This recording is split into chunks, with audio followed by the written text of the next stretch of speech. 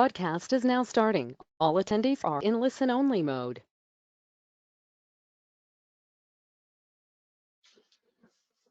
Yeah.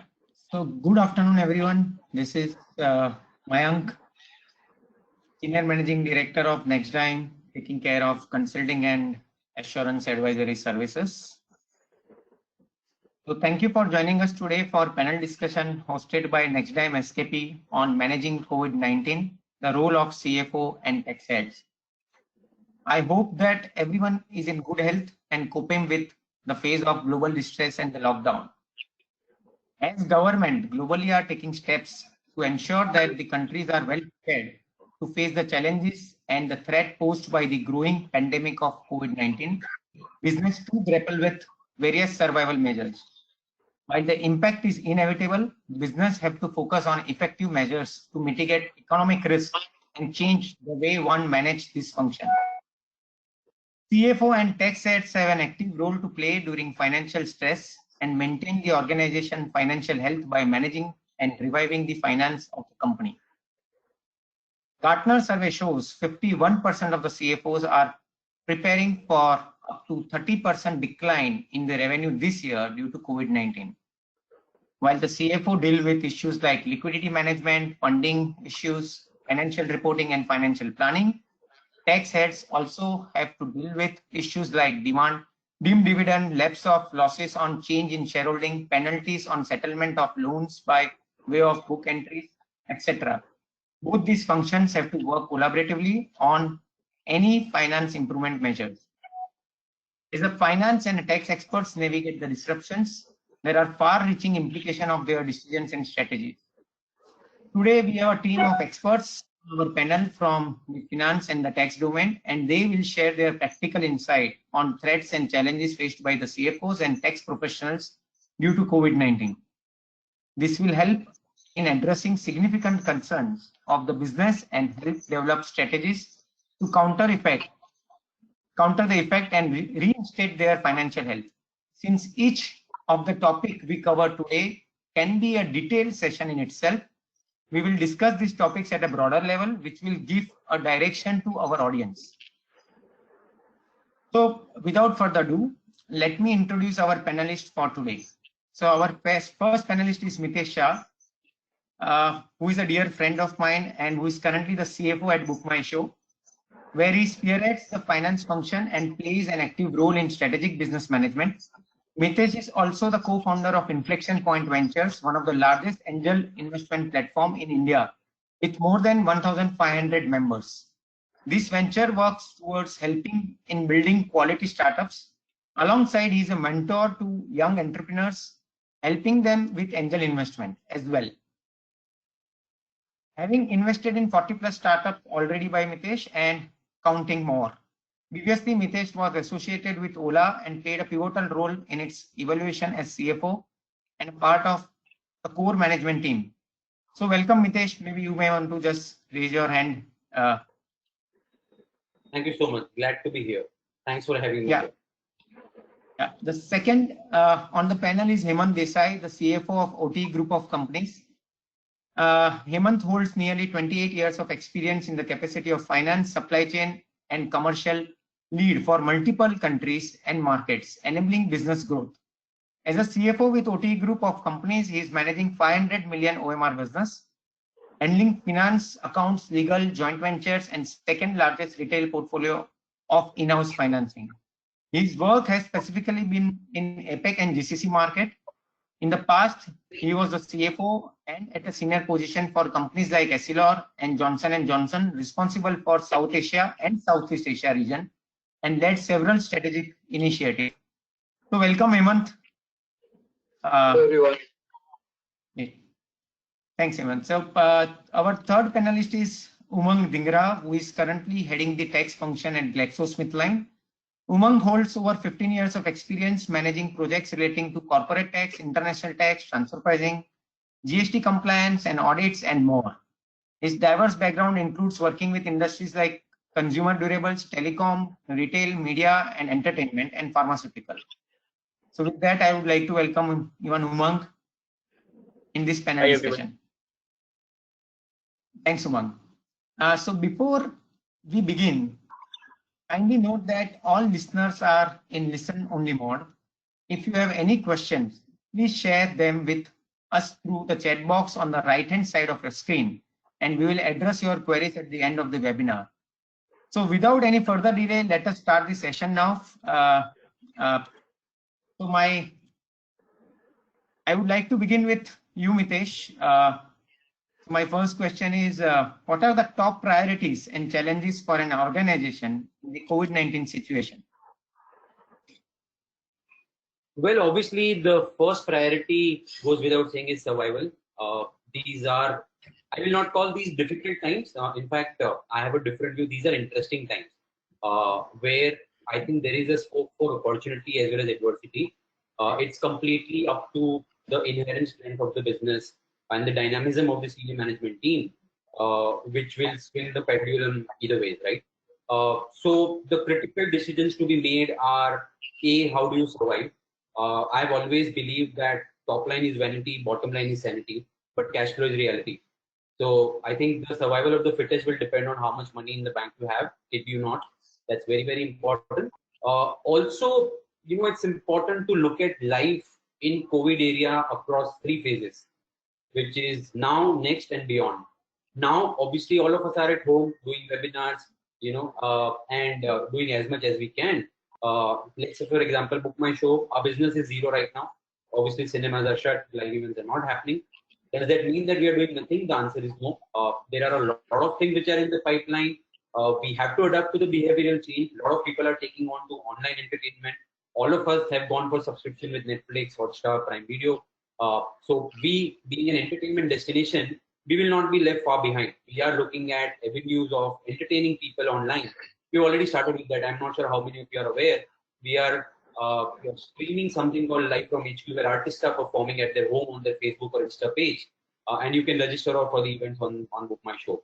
So I think this is an opportunity in that sense. What I started with is that there are ways in which you can mend your business. Luckily, Book My Show has been through similar phase twice previously. Of course, I was not there with the group at that point of time, but I talked to Ashish, and he's as chilled as a beer. He doesn't really bother about these changes. He said that we have been living in the past where for about 9 months there was no revenue because government one day decided that charging convenience fee is illegal. You can't charge convenience fee, and hence the entire business came down to zero without any revenue. We have seen those phases as well and emerged only stronger. I think this is an opportunity where it's very, very important that you don't take your eyes off the future and not get too perplexed by the current environment, right? I think this phase will pass too. It's about how much you utilize this space to bring about changes in the business, bring about changes at the back end, do some good introspection, and work on a newer business idea which will remain relevant all throughout the tenure of the company or throughout the tenure of the world. Life is going to change. People are going to travel lesser.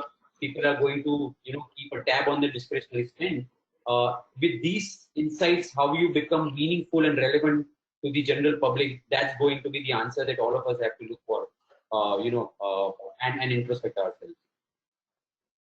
Yeah. So thanks, Mitesh. And I think for me, the takeaway is exploring in unexplored territory for Book My Show right now and getting into the new line of thinking in a business. Hemant, you would like to share your views on this? I think most of us here would have the similar challenges. I mean, it is still business specific, I would say, but surviving, managing cash, I agree with Mitesh what he just said now. And beyond that, we are looking at what we will do going forward in terms of post-lockout scenario. So what are the plans? How are we going to look at change behaviors? Consumer behaviors are going to change. Looking at how we go and start running again as fast as we could. There are some peak season coming in our business now. We're going to miss that peak season. So we have to create new peak season going forward. A new peak could be, another season, another promotion event. How do we liquidate the stocks which we have kept? So many things going on parallelly. And being finance person, you would involve yourself in wherever the cash is involved. That is practically all part of business. So we're looking at anything and everything here. Other thing which we are looking internally is how do we do more for less? More for less is a very simple word, but if you try to look at things in deeper sense, we would love to see the same thing which you've done in the past.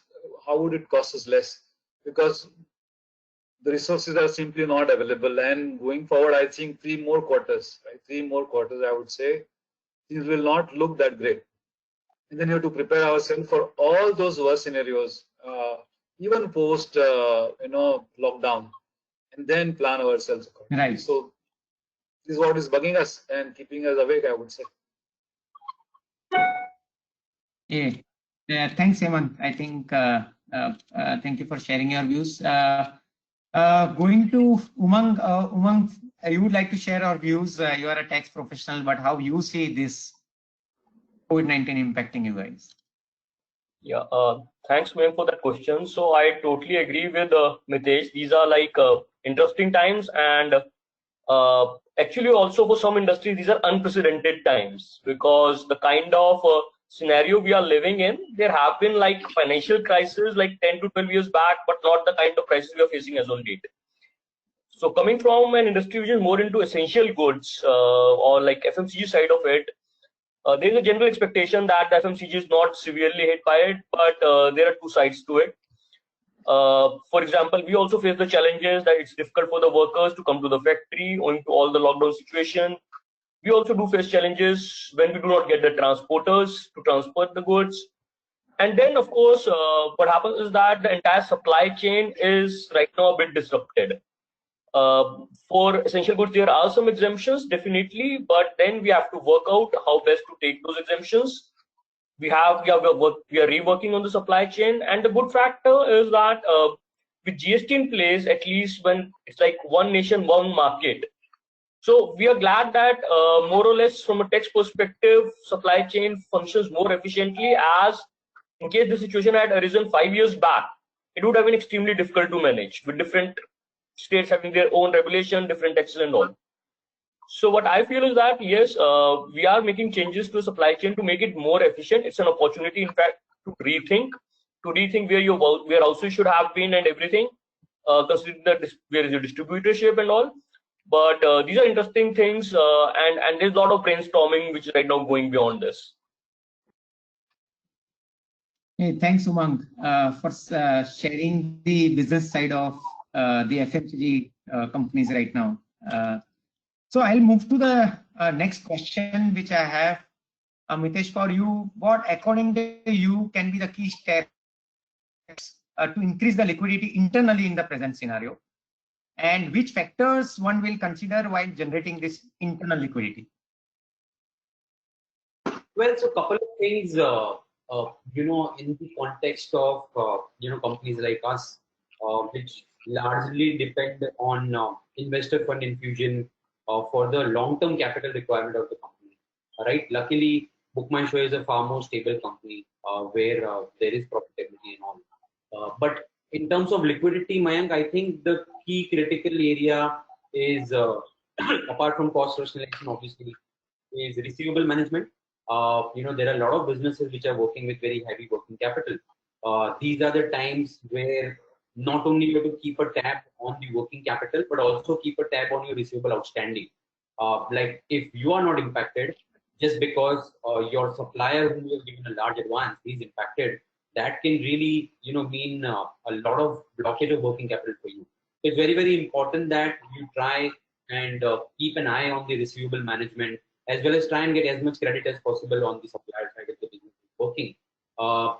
Difficult to raise funds during this point of time. Having said that, when I wear the hat of an investor with Inflection Point Ventures and myself, I think right ideas are getting funded. So if you are a startup, if you are a small business where you're still doing well, you're still relevant, the business ideas are good, I think this is the time you can go for funding as well. And there are investors who are on the lookout for opportunities during these time as well. So liquidity, largely cost rationalization, receivable management, cutting down on spend, deferring the discretionary expenses. Like today, luckily, while the P&L is zero for BookMyShow, we are sitting on a very healthy balance sheet. Now that means there is a huge opportunity for us to look at some very good acquisitions in the market. Trust me, when the market opens up, there'll be some very interesting assets which will be available either by way of acquisition at very good prices or for equity higher, which can really prep up the growth for the company for future.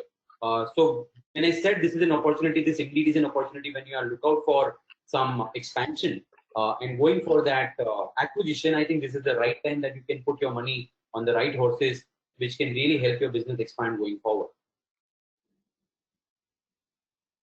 Thanks, Mitesh. Hemant, maybe your views on the same question.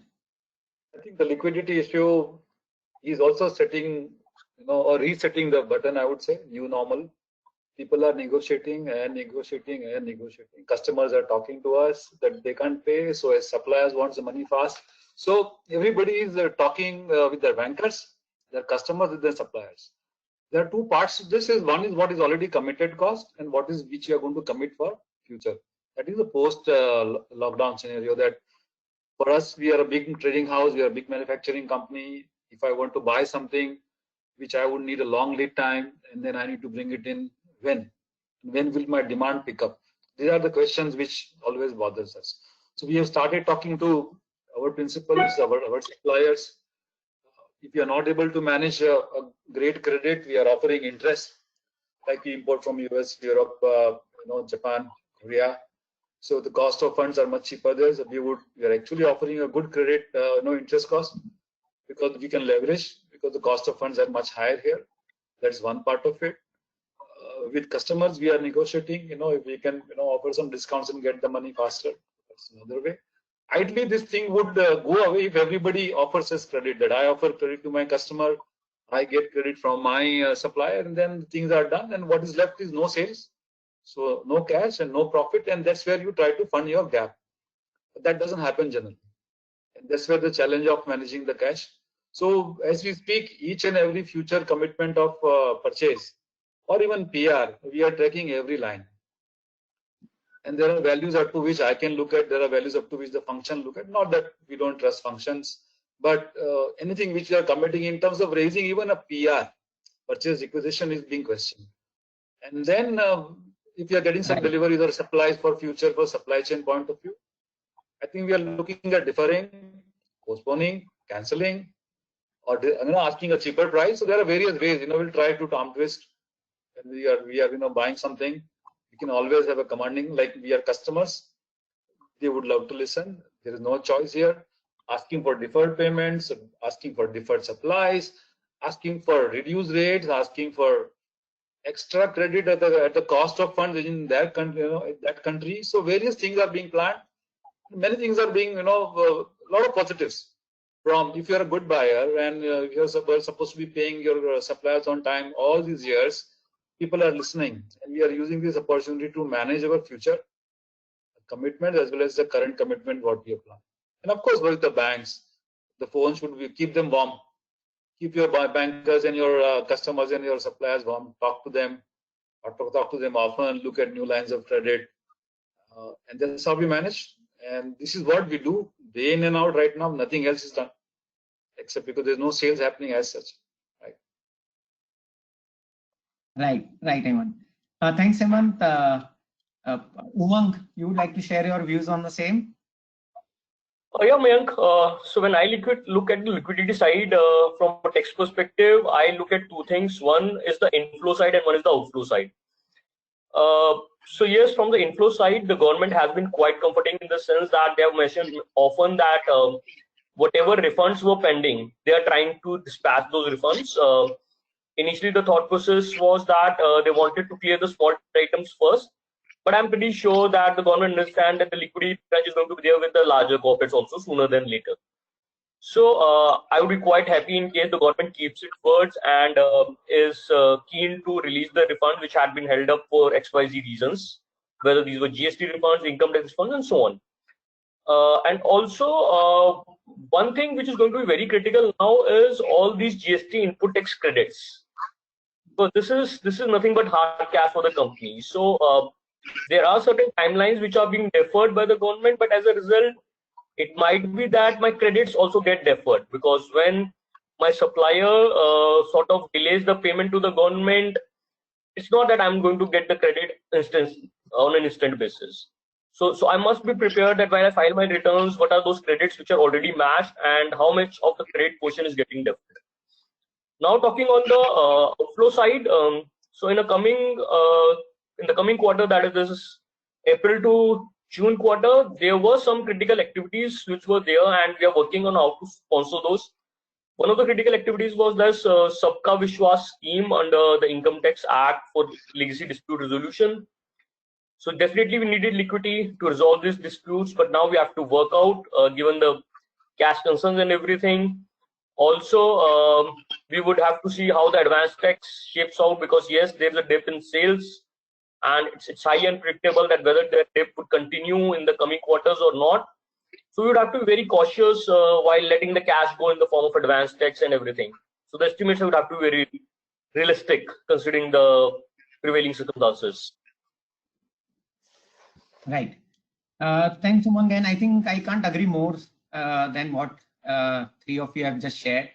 So just I have one point to mention here is that, see, we are going to manage the relationship with various stakeholders, with suppliers, with customers, with government, because we are going to generate the liquidity through these stakeholders. It's going to be very critical to decide the trade-off between the short-term gain against the long-term relationship which we are having with the stakeholders. Because that is going to play a critical role, that sometimes we may have a short-term liquidity generated, but it should not be at the cost of the long-term relationship which we are having with our suppliers and the customer.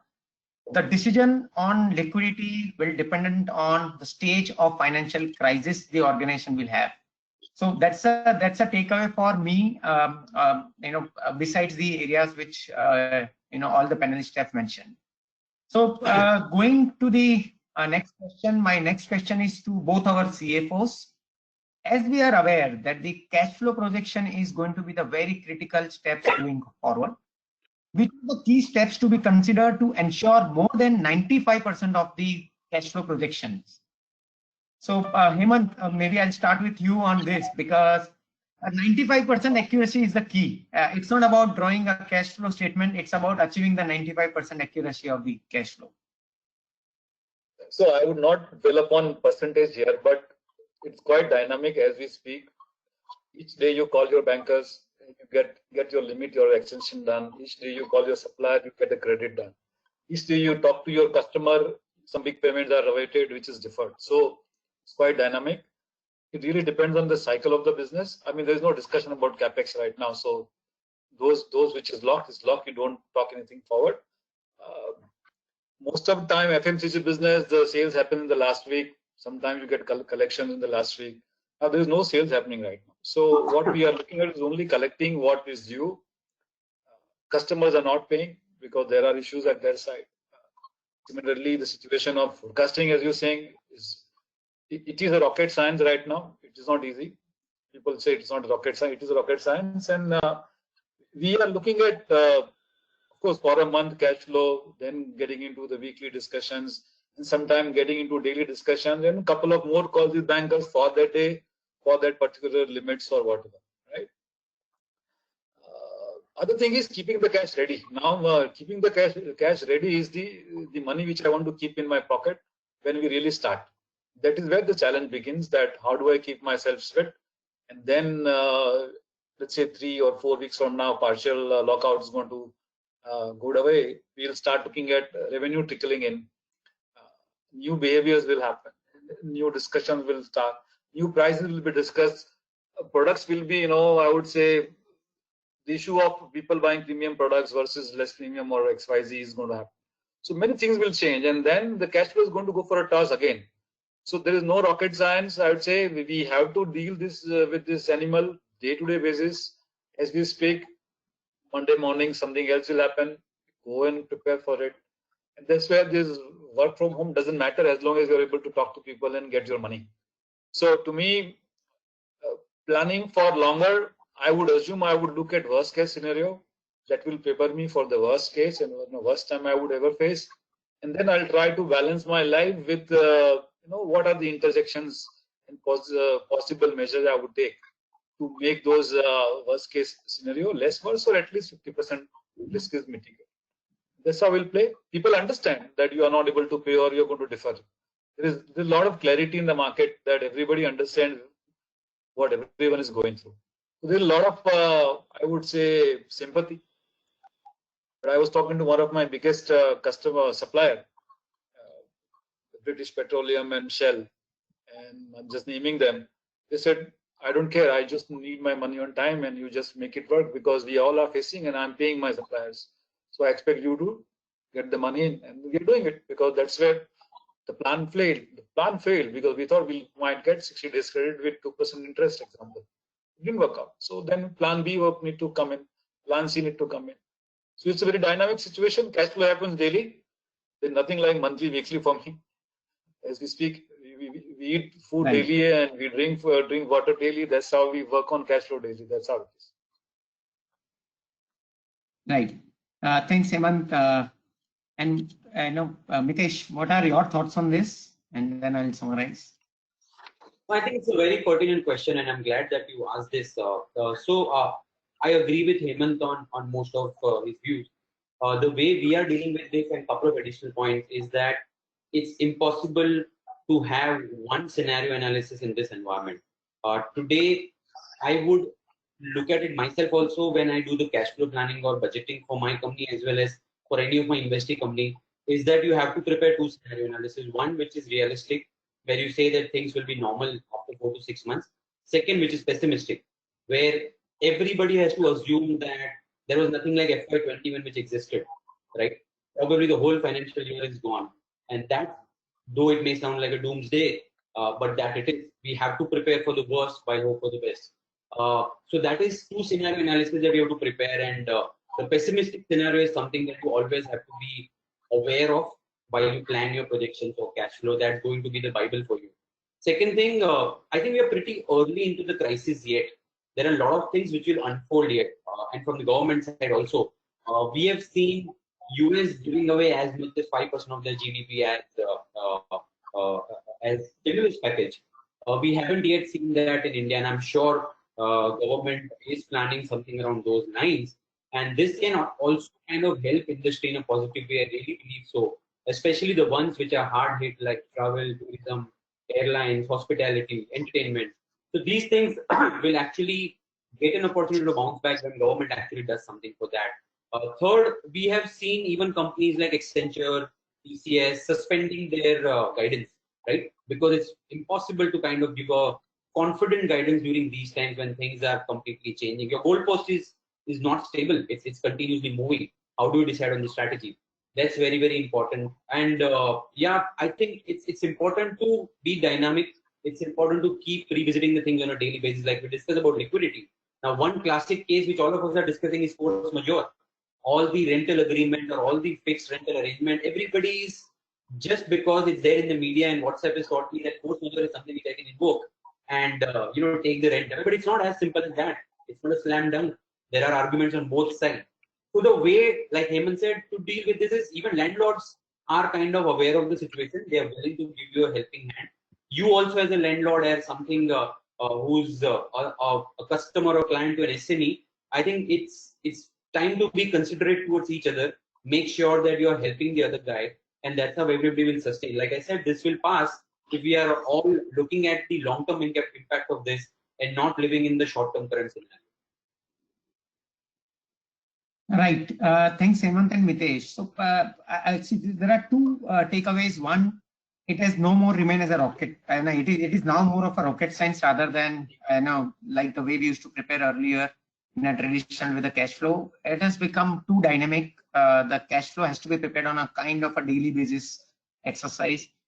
The parameter based on which the cash flow used to be prepared earlier, those parameters have completely changed because your assumptions and your parameters are changing every day for you to ensure that you are able to accurately estimate the cash flows. So I believe we need to question each and every assumptions to ensure that our cash flows are accurate. I think that's a point, a limited point, which I just thought I'll make it. So moving to the next one, Mitesh, which major initiative one will take to optimize the way the finance and tax departments are functioning today? Because that's going to be the key way forward as we move forward in this scenario. Well, on tax especially, we have stalwarts like Umang on the panel. So would really lean upon him to have a comprehensive answer on this. But overall, in terms of finance strategy, the way today, I interact with my team is to make sure that we are supporting business. I think it's time to wear that business finance hat and make sure that the business long-term interest is protected and you are having an open vision about things. With due respect to the entire chartered accountant community and CFO community, I think sometimes we get too short-sighted. While it's important to live in the present and make sure that cash flow is protected, we have enough liquidity, but these are not rocket sciences. These are simple maths which all of us can do. What's important is while doing this, it's important to support the business in the long range. Sometimes we kind of take decisions which can hurt the relationship in the long term, like Hemant said. It's very important that we manage the relationships with a long-term perspective. Trust me, like Book My Show founders have seen this in the past. I have seen this in the past with Ula. A simple thing done during these times in terms of relationship with your vendors or clients can really go a long way in terms of shaping up your future. So it's very important to take a holistic view of things when it comes to finance. Usually we have to walk the tightrope where we are asked to manage the budgets, we are asked to manage the cash flows. At the same time, have an open view about business and supporting them in the newer initiatives, which may require some amount of spend as well. But I think that's where your skill as a CFO and as a new age CFO comes into picture, where you're able to balance both, right? So I think that will be the key that I usually discuss with the finance team. Also, one important thing which I must mention over is training and development. I think these are the times which are amazing times for the teams to get trained on some of these softer aspects, some of these critical skills, which usually during the usual working hours and during the day days, you never really get time for. So I have instructed our training and development team in HR to make sure that everybody is kind of trained for softer skills, for negotiations, for advanced skills on Excel or any sort of skill depending on the level of the employee. You are adding something to your repertoire. You are better prepared when you come back in the normal world. Yeah. Thanks, Mitesh. So before I go to Hemant, Umang, maybe I would like to hear from you from the tax side of it. See, we are in a dynamic world right now, and things are changing, pretty fast. To be very honest on this, so where I foresee is that in number of companies, tax already faces certain bandwidth challenges. That there are a number of people versus the kind of the work which has to be done, and I further see that would be now going ahead also a challenge. So what I feel is that to make it better, we would have to rely more on technology piece. And with GST coming up, it's true that we have been moving into all that direction, relying more on the software and technology things rather than doing things manually. But with all the cost pressures coming in, that's the only direction to go. So perhaps we would be using more of the tools to monitor the litigations side of things, also more tools for making the reconciliations more automated. And again, it's all about how we can mechanize the job which we have been doing manually. Before there are cost measures which come into play, let's be geared up for that. Externally, if I talk about, yes, as there was mentioned that the relationship with the government is concerned, let us appreciate the fact that now there are going to be big time deficits. So in case my turnover is low, the GST I would be giving to the government would be low, and then that becomes a vicious cycle. So let's be mindful of the fact, because the larger deficit would be more are the chances that tomorrow the kind of scrutiny or audits which would be done more heavily handed. So let's be prepared for it. Let's keep our documentation strong. Let's be more vigilant in terms of credits which we are availing, doing the reconciliations, and try to bring in technology as far as possible and practicable.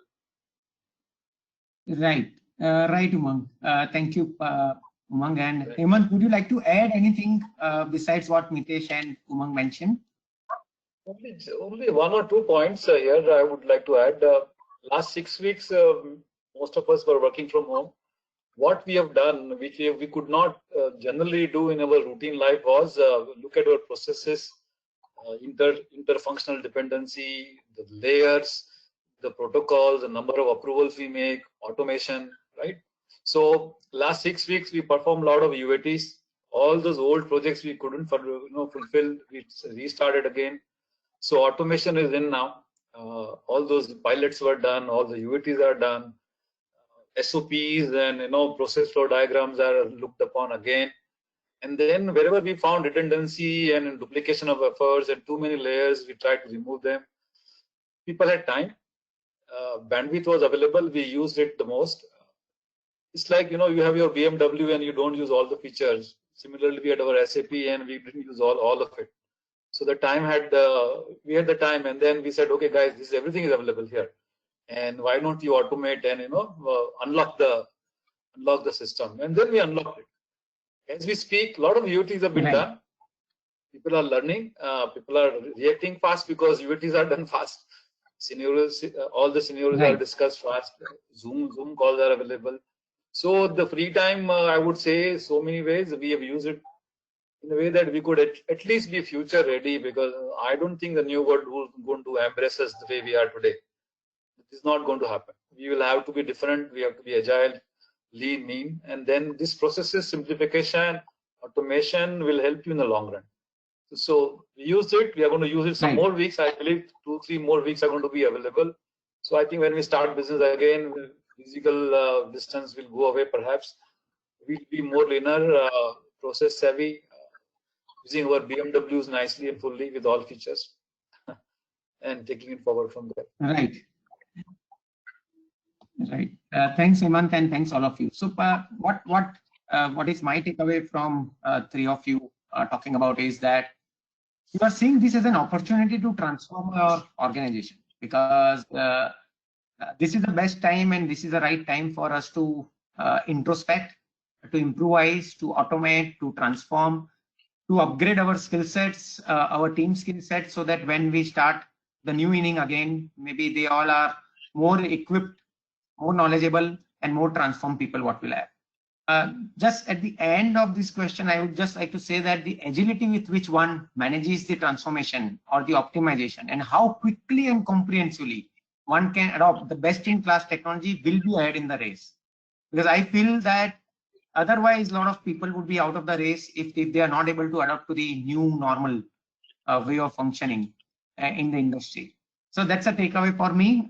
Going to the next question is that what would be the impact on your financial reporting and challenges one will face from an audit closure perspective? Because this is going to be an audit season in India for the next 2 to 3 months. So maybe I would ask Mitesh to share his view on this challenge. Well, while we speak, our audits are done. We are a Reliance Group company, and Reliance is having board meeting today. So we are a network 18 group company, which ultimately goes to Reliance. So our closure by 4, and even the annual closure happens by 15th of April. So that's why I'm on this webinar, sitting in relaxed mood. But yeah, I mean, some of the challenges we faced during the audit. One of the larger one was events occurring after the balance sheet date. Auditors were again, bit worried about the status of the business going forward, and all we had to look at it is just 1 month, right? 14th of March is the day when most of these states close down the cinemas and entertainment events, and we are closing the audit on 14th or 15th of April. So on the basis of that 1 month performance, I think it's very difficult to take a call on the sustainability of the advances, on the sustainability of the capital assets that we have, and the business going forward. So I think that's where I thought that the auditor could have been a little smarter, a little bit more forward-looking, and take into account the situation, which they finally did. But I think this is one area of challenge which I see a lot of my professional colleagues facing when they take on their auditors. The auditors will try to cover as much as possible in terms of their due diligence and try and give a report which protects them. At the same time, it's important that we understand the overall vision of the business. This is a difficult time. Nobody can carry on business in this time when it's a non-essential item. So it's a no-brainer that today you don't have, a P&L or you don't have any revenue. But does that mean that you need to qualify the report? Answer definitely is an obvious no. So that's something that is going to be a challenging area, litigated area for all of us who are going to get into that audit season now. And that's where I urge the professional community, the auditors, also to have a broader view and help the businesses at the same time. Otherwise, I think things are pretty much routine. It's important that The going concern itself will be challenged for some of the areas. We have seen Air Mauritius declaring bankruptcy, Virgin Australia declaring bankruptcy, and I'm not sure how many of them will still be in the queue. It's going to be a pandemic for some of the businesses for sure, and it will be a tough task for the auditors to decide and separate boys from men. How are they going to figure out which are the ones which are going to last in the longer run and which are the ones which are going to face the death bell? So that's something that my takeaways from my experience of handling the audit this time around. Thanks, Mitesh. So what is the impact according to you, Hemant, which you would like to share? I agree with Mitesh. Mitesh, what you have actually hitting the right chord here. Situation with audit reports. That's one part. And other big discussion we'll have post audit report is in hand is with your bankers. So both of them, I'm trying to diverse here, but digress a little bit here. But auditors, bankers, they are going to look at the same thing in a different manner. I'm looking at 3 or 4 months from now when I'm going to report my quarterly results and what will happen to my receivables and my inventory valuation and all other things, right?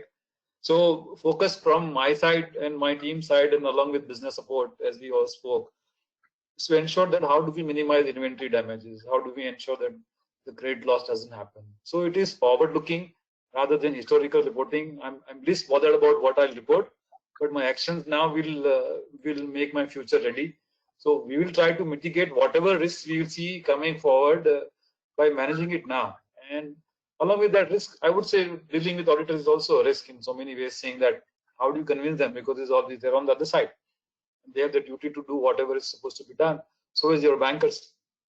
So planning and reporting a historical quarterly number is one part, but how do I land myself in a proper able and safe zone is where the efforts are right now. How do I minimize my stock? How do I minimize my selling price are protected? What do I do with my receivables? The value of inventory, number of days stock you carry, slow moving, non-moving, blah, blah.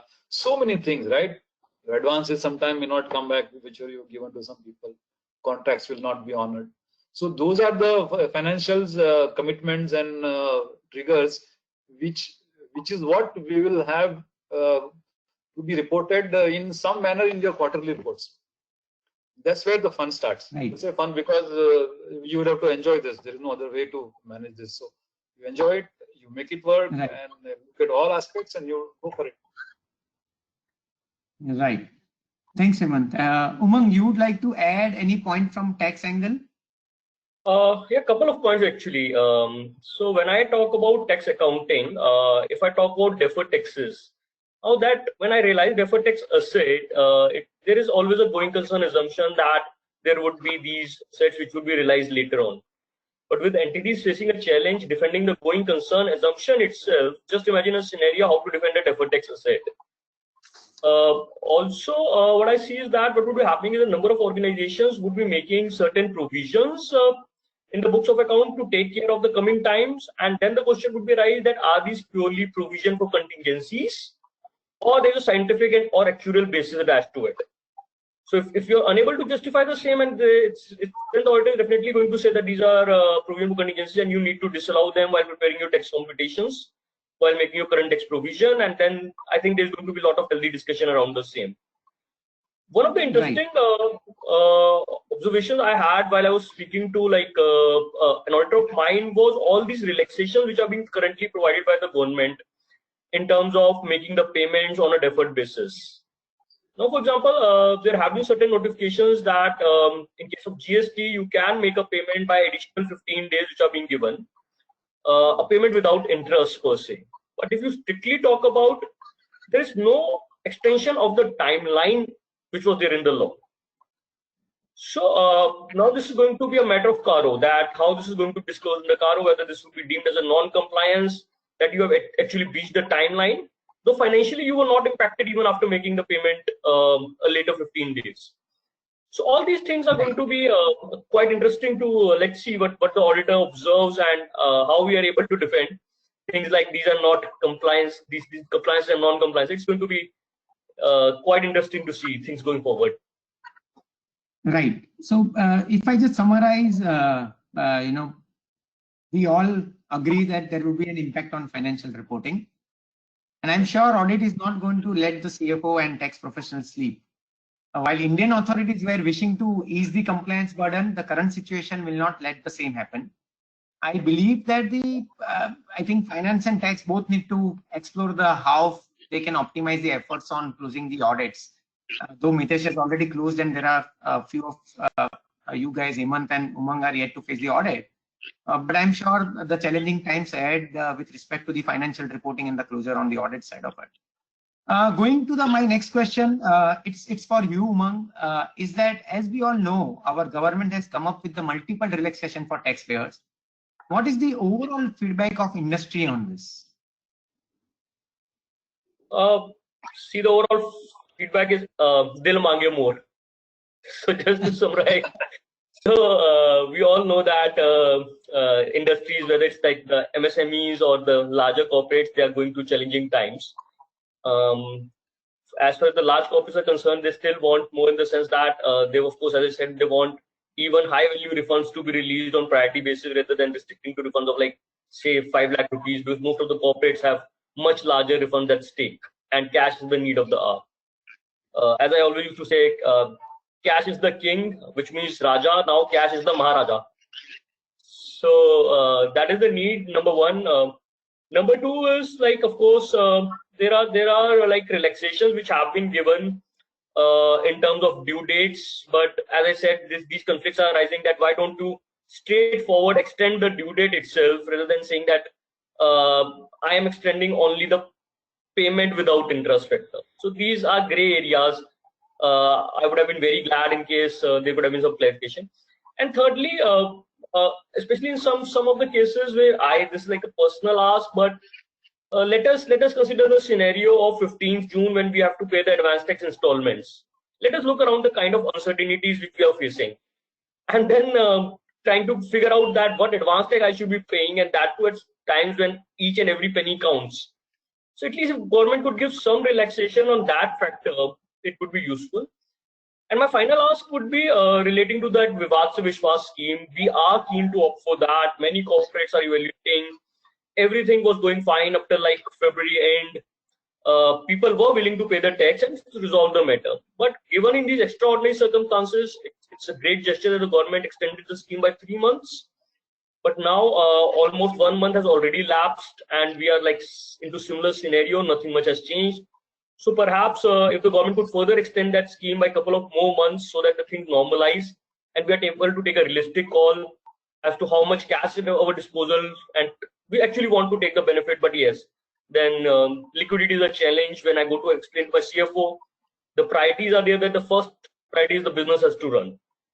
So I think if some relaxation could come in terms of further Vivad Se Vishwas extension, it would be a great goodwill gesture from the part of the government, I would say.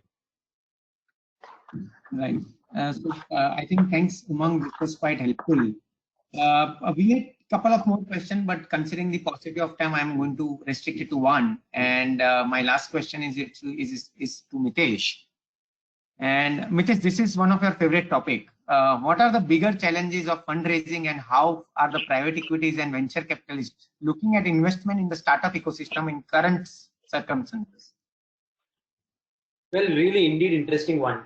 So let me step back. I think when this happened initially, in the second week of March, I think there was a lot of nervousness in the market. People were skeptical.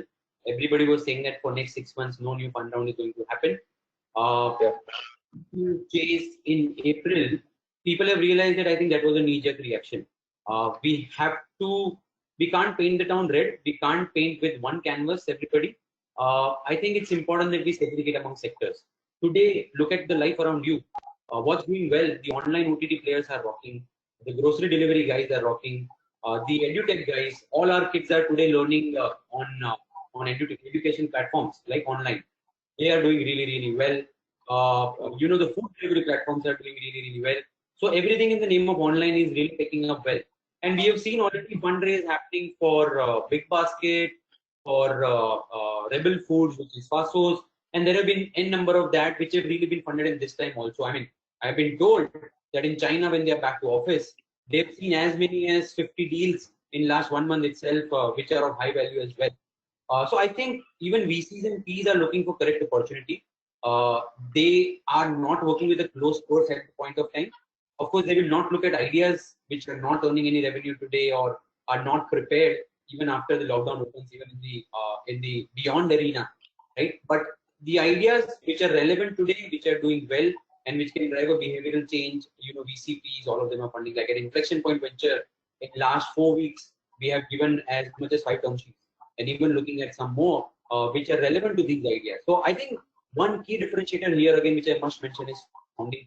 For me, any investment decision, 70% of it is founder. If the founder is dynamic, he will find a way out. Businesses can be pivoted. You can look at newer ways of pivoting your business and making it relevant. If the founding team is not dynamic, I think even a great business can be turned into ashes. Flipkart was not started as what it is today. Flipkart was an online bookstore when it was launched in 2007, right? Snapdeal, not a great example in today's time, but yeah, Snapdeal also started as a couponing platform, right? Later on, it turned into an e-commerce platform. Ola, my previous employer, Bhavish and Ankit set out as a cab rental platform when during the times of Commonwealth Games, they thought of providing cabs on rental basis to the spectators. Eventually, they figured out that point-to-point travel was a much larger use case, and Ola is what it is today, with much beyond transport also now into payment tech and a lot of other areas. So I think these are the times when actually the dynamism of the founding team and senior management is tested. I really look upon our professional fraternity to come out and count for themselves into how they play this scenario to their advantage, and that's going to define how we are going to live in the post-COVID era. Right. Mitesh, so for me, the one takeaway from your answer is while we bet on the jockey and not on while the race is going on. So it's founder. So thank you, Mitesh, Hemant, and Umang for an informative session. Listener, we have received lots of questions and for our panelists. What I'm going to do is I'm going to read out few of them, and for rest of the answers, we will definitely reach out to you, or maybe you can reach out to us by an email, and we'll definitely try to answer all the questions. So I'm just taking few of the questions which has come up while we were doing this webinar. One is the first question is, how much will RBI loan moratorium help in boosting the short-term liquidity in economy? Hemant, you would like to take up this question? Yeah. I mean, certainly this will definitely help boosting the liquidity. It is meant for that, and it is helping. We also seen RBI doing other measures lately, reduction in repo rates and CRR. So all these are helpful, and we will see how these things goes by. They've committed that they are going to look at it again and again. So there is not end of the world. The thing's going to be announced again. Perhaps I think perhaps some more announcement going to happen today. I keep hearing. So we'll wait for something happening today, and it's quite dynamic. So it's helpful. Government is listening. Eyes and ears are open. If they're able to sort out the pain points through the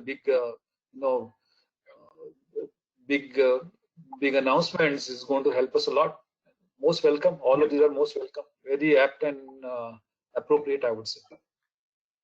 Right. Thanks, Hemant. But just like the second is that there are a lot of initiatives which are already planned, but I think the end result needs to be seen. So RBI allowing moratorium is probably a situation or resolution for now and next, but not for beyond. I mean, there are murmurs that even with moratorium, you are actually paying interest on your EMIs as well, which is interest on interest. So people are not really, this is not a long-term solution, obviously. RBI came up with a flurry of measures for NBFCs also last week, but the TLRO, which was this week, didn't meet with the required demand. It was only 50% subscribed. So I think, I trust RBI to obviously, come to the rescue of the industry, but some more deep diving needs to be done, and some more concrete steps needs to be taken, which actually goes through the down the panel to the ultimate beneficiary. I mean, there are banks who are not even not honoring their sanction letters today. You have a sanction letter and you will still not be able to borrow from the bank because they are going to freeze all the loans given the current environment. This is not going to invoke confidence in the industry. I think we need to be really, really more responsive and responsible. Right. True. Thanks for adding, Mitesh, your perspective. Just going to the next question is that what is your view on revision in FDI policy by government for investment from neighboring countries to prevent opportunistic takeovers? Mitesh, I think you should take up this question, probably rather any other panelist.